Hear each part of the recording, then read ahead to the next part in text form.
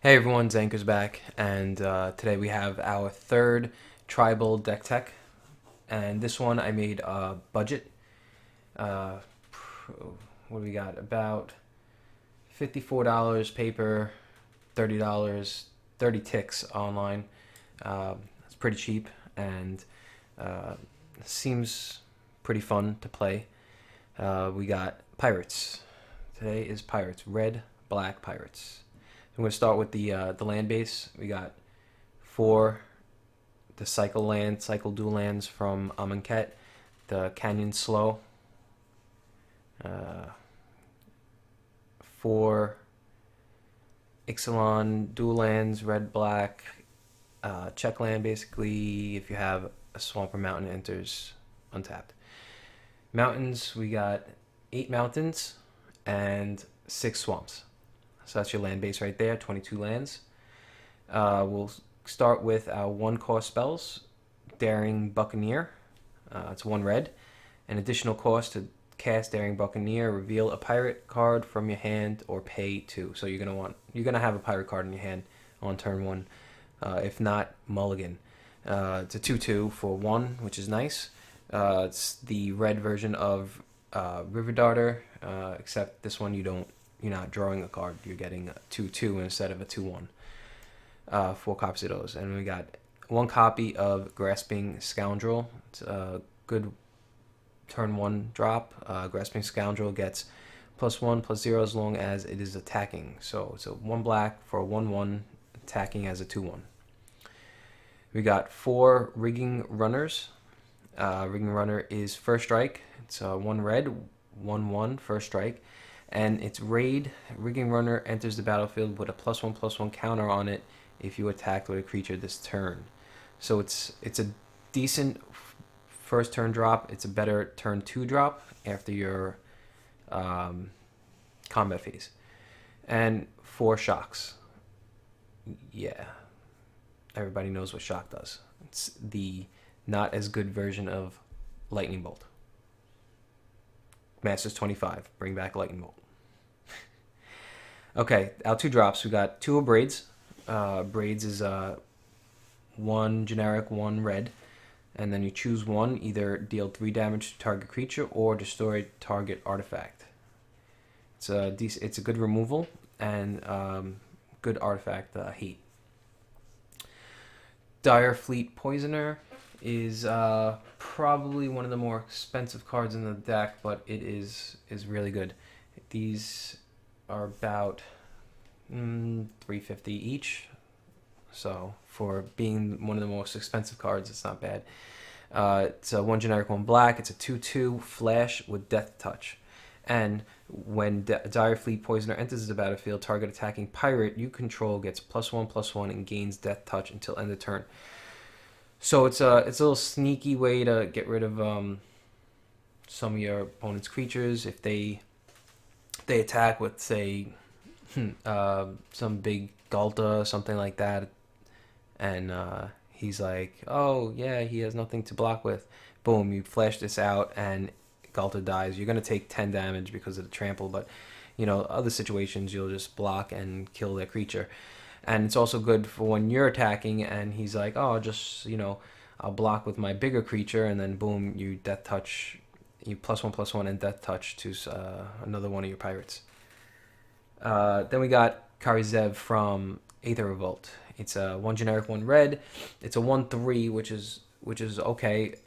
Better with First Strike and Menace, but you also get, every time you attack with her, you get what's his name, Ragavan. Ragavan is a 2/1 red monkey token that's also attacking. You exile that token at the end of the turn. We got 3 copies of those. 4 copies of Kitesail Freebooter. It's flying 1/2 for 1 generic, 1 black. And when Kitesail Freebooter enters the battlefield, target opponent reveals his or her hand. You choose a non-creature, non-land token from it. Exile that card until Kitesail Freebooter leaves the battlefield. So basically, a creature with flying and duress. And we got 4 Lightning Strike. Lightning Strike is the more expensive Lightning Bolt. So 1 generic, 1 red, and deals 3 damage to target creature or player. Our 3-drops, we got 3 Forerunner of the Coalition. It's a 2 generic, 1 black for a 2/2. When Forerunner of the Coalition enters the battlefield, you may search your library for a pirate card, reveal it, then shuffle your library and put that card on top of it. So you're just tutoring for the pirate you want. Whenever another pirate enters the battlefield under your control, each opponent loses 1 life. So that's a nice little plus there, since you're going to be dropping a lot of pirates. And we got 4 Rune Raiders. It's a 2 generic, 1 black, 3/2 with raid. At the beginning of your end step, if you attacked with a creature this turn, reveal the top card of your library and put that card into your hand. You lose life equal to the card's converted mana cost. It's not a horrible downside losing that life because of, as you can see, 29 of our cards here are 1 and 2 drops. And you got 7 3-drops, so you're losing 1 or 2 lives, 3, 4 at the most with these last 2 cards. So the last 2, we got 1 Dire Fleet Neckbreaker, 2 generic, 1 black, 1 red, and it's a 3/2. Attacking pirates you control get +2/+0. That's the closest we have to a Pirate Lord in the set, or block. Merfolk and Vampires have their +1/+1 static all the time boost, but this one's just for attacking and you're getting +2. And to round it out, we have Rowdy Crew. It's a 3/3 for 4, 2 generic, 2 red. Has trample, and when Rowdy Crew enters the battlefield, draw 3 cards, then discard 2 at random. If 2 of the cards share a card type, are discarded this way, put 2 1/1 counters on Rowdy Crew.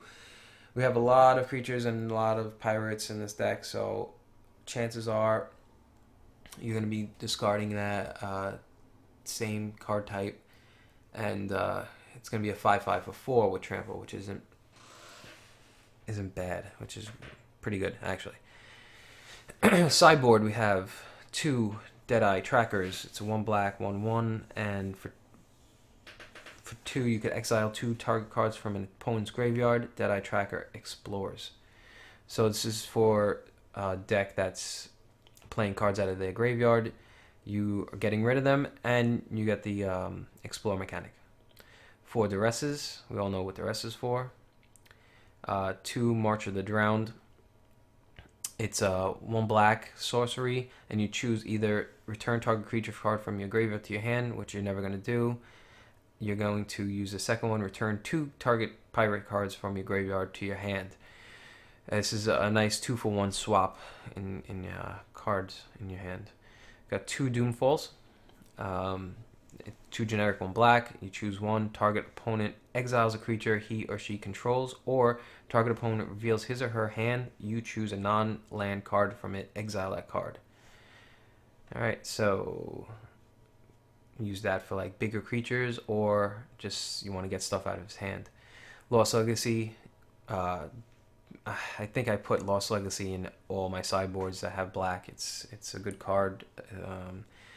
Basically, it's 1 generic, 2 black. You choose a non-artifact, non-land card name, and you search everywhere for it and exile it. But they do draw a card for each one that you did exile that way. We got 1 Captivating Crew. It's a 3 generic, 1 red for 4/3. For 3 generic, 1 red, you gain control of target creature an opponent controls until end of turn. Untap that creature, gains haste. So you're... Oh, and you activate it only as a sorcery. You got a big creature in the way, just take it. That's basically what that card says. Hour of Glory, 3 generic, 1 black. Instant speed, exile target creature. If that creature was a god, its controller reveals his or her hand, exile all cards from it with the same name as that creature. So we know Scarab God is in most decks, a lot of decks, not most, a lot, and this deals with it pretty well. And then to round it out, Vance's Blasting Cannon. Vance's Blasting Cannon. At the beginning of your upkeep, exile the top card of your library. If it's a non-land card, you may cast that card this turn. Whenever you cast your third spell of your turn, you transform Vance's Blasting Cannons. And it transforms into Spitfire Bastion. And it's just 1 red, add 1 red to your mana pool, or 2 generic 1 red, and it deals 3 damage to target creature or player.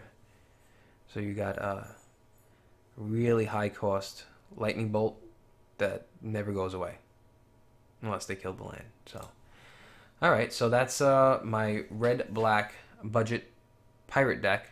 Let me know what you guys think in the comments, and don't forget to go over to January's giveaway and comment over there. Want to get to 40 comments so I can give away all 4 cards.